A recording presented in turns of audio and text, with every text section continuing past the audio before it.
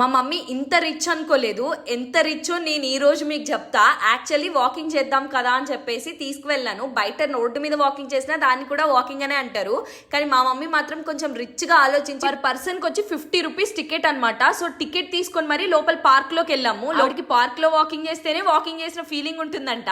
మొత్తానికి ఆ పార్క్ లో ఏవో కాయలు దొరికినాయి. ఇవి మా చిన్నప్పుడు కింద రుద్ది మరి పెడితే సుర్రుమని కాలేవంట. ఇవి ఎవరికైనా ఐడియా ఉందా? అసలు నాకైతే తెలియని కూడా తెలీదు. మా మమ్మీ చెప్తూ ఉంటే నేను విన్నాను. ఆవిడకి ఐస్ క్రీమ్ కావాలంట. చిన్నపిల్లల ఐస్ క్రీములు 2 తీసుకొని నాకు ఇవి కావాలి అని అడిగింది. యాక్చువల్లీ ఎవరండి చెప్పారు, పెద్దవాళ్ళు అల్లరి చేయరని. ఒక్కసారి మా మమ్మీని చూసిన తర్వాత మీ అందరికి అర్థమై ఉండాలి. మా మమ్మీయే కాదు మా డాడీ కూడా మస్తు అల్లరి చేస్తారు. అందుకనే నాకు ఇంత అల్లరి. మొత్తానికి 50 రూపీస్ పెట్టి తీసుకొచ్చింది కదా, అసలు ఆవిడ మాటల్లోనే మీరు విందురు. యాక్చువల్ గా అదే పార్క్ లో 2 ఇన్సిడెంట్లు జరిగినాయి అనమాట. లోపలికి ఎలా అవ్వడమే ఫుల్ గా పురుగులు. అసలు ఆ పురుగులు మొత్తం బాడీ నిండా పాకేస్తున్నాయి. అండ్ అంతేకాకుండా ఇంకా స్మెల్ అదైతే భరించలేకపోతున్నాము. 50 రూపీస్ ఎదురిచ్చి మరి అవన్నీ దరిద్రాన్ని చూడడానికి వెళ్ళామా అనిపించింది. మొత్తానికి వాకింగ్ ఏమో కానీ మా అమ్మ మాటలు వినండి. 50 రూపాయల టికెట్ తీసుకుని మరి ఏంటి మళ్ళీ చెప్పు.